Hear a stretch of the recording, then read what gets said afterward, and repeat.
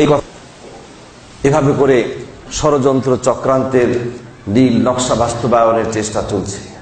কি অপরাধ আমার আব্বা, যিনি স্বাধীনতা যুদ্ধের সময় কোন রাজনৈতিক দলের সাথে যুক্ত ছিলেন না, যিনি রাজনীতি বুঝতেন না। এবং আপনারা জানেন যে 80-র দশকে বাংলাদেশ জামাত ইসলামীতে যোগদান করার পর থেকে তার নামে এই অপবাদগুলো দেয়া হচ্ছে। এবং যতবার আমার আব্বাকে স্বাধীনতা বিরোধী বলা হয়েছে, যুদ্ধাপরাধী বলা হয়েছে, রাজাকার বলা হয়েছে, প্রত্যেকবার আমার আব্বা চ্যালেঞ্জ করেছেন, ঠিক কিনা? জাতীয় সংসদে দাঁড়িয়ে তিনি চ্যালেঞ্জ করেছেন।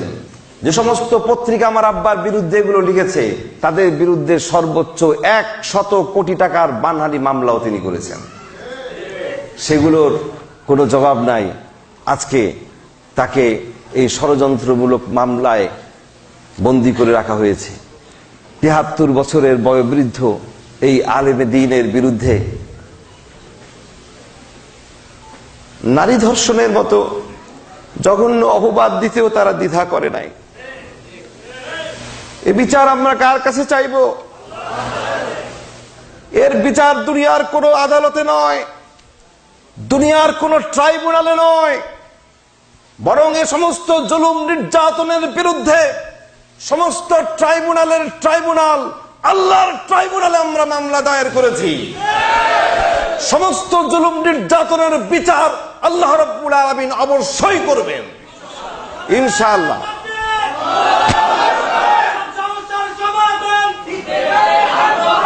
এভাবে করে বাংলাদেশের আরো সমস্ত ইসলামী নেতৃবৃন্দকে তারা টার্গেটে নিয়েছে।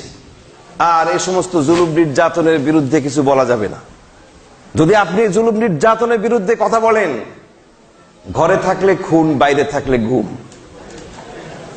আমি যে আপনাদের সামনে আজকে আমার আব্বার বিরুদ্ধে যে সমস্ত মিথ্যাচার, যে আনিত মিথ্যা অভিযোগ তোলা হয়েছে, যে অবিচার নির্যাতন করা হচ্ছে, এই নির্যাতনের কথা যে আমি আপনাদের সামনে বললাম, এটা অস্বাভাবিক নয় যে ঢাকা এয়ারপোর্টে নামার সাথে সাথে রাফিক বিন সাইদিকে গ্রেফতার করা হবে।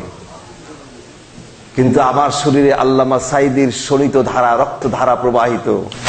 সত্য বলতে দ্বিধা করব না, জুলুম নির্যাতনের ভয় আমরা করব না। কোন মুসলমান সত্য বলতে দ্বিধা করতে পারে না। আপনি যদি একজন মানুষকে ভয় পান, মনে রাখবেন, যদি একজন মানুষকে আপনি ভয় পান, সমস্ত মানুষ মিলে আপনাকে ভয় দেখাবে। আর যদি মনের মধ্যে থাকে কেবলমাত্র আল্লাহর ভয়, আপনার শরীর অনেক জীর্ণ শীর্ণ রোগাশোকা, আপনি ভয় করেন কেবলমাত্র আল্লাহকে, আপনার ভয়ে সমস্ত বাতিল শক্তি থরথর করে কাঁপতে থাকবে। সুতরাং ভয় ডরের কোনো কারণ নাই। আপনারা শুধুই দোয়া করবেন, শুধুই দোয়া করবেন আল্লাহ রাব্বুল আলামিন যেন তাদেরকে সুমতি দান করেন, সুবুদ্ধির উদয় করে দেন। আলেম ওলামাদের বিরুদ্ধে নির্যাতন নিপীড়ন তারা যেন বন্ধ করে দেন। ইসলামের সপক্ষে, ইসলামের সাথে সবাই যেন জড়িত হন, সেই তৌফিক আল্লাহ রাব্বুল আলামিন যেন দান করেন, সেই দোয়াই সকলে করবেন। আপনাদের কাছে দোয়া কামনা করছি আমাদের প্রিয় জন্মভূমি বাংলাদেশের জন্য। বাংলাদেশ থেকে সব ধরনের সংঘাত, জিঘাংসা দূরীভূত যেন হয়ে যায়, মানুষ যেন শান্তিতে বসবাস করতে পারে, দারিদ্রতা বিমোচন হয়ে যায়, মানুষ যেন সুখে শান্তিতে বসবাস করতে পারে। দেশের জন্য আপনারা অবশ্যই দোয়া করবেন, এই আবেদন আপনাদের কাছে রেখে সর্বশেষ যে কথাটি বলতে চাই সেটি হচ্ছে, যা শুরুতেই বলেছিলাম যে আমরা সবাই চাই শান্তি, সেই শান্তির সন্ধান করছে সমস্ত জাতি এবং গোষ্ঠী। এই শান্তি কখনোই আসতে পারে না ততক্ষণ পর্যন্ত, যতক্ষণ না আমরা রাসূল করিম সাল্লাল্লাহু আলাইহি ওয়াসাল্লামের কালজয়ী আদর্শকে জীবনের রক্ষা কবচ হিসেবে বেড়ে না নিতে পারবো।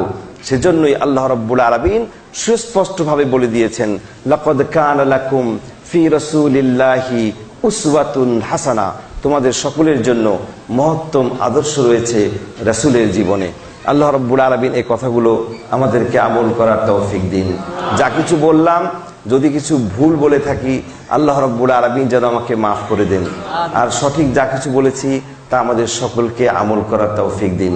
মুসলিম উম্মাহ অফ নর্থ আমেরিকা যারা এই সম্মেলনে আয়োজন করেছেন, তাদেরকে আপনাদের সকলের পক্ষ থেকে আমি আন্তরিক মুবারকবাদ জানাচ্ছি এবং আপনাদের সকলকে স্বনির্বন্ধ অনুরোধ জানাচ্ছি, আপনারা নিজেরা আপনাদের আত্মীয় স্বজন, বন্ধু বান্ধব, পরিবার পরিজন সকলকে মুসলিম উম্মার সাথে জড়িত করে দেবেন।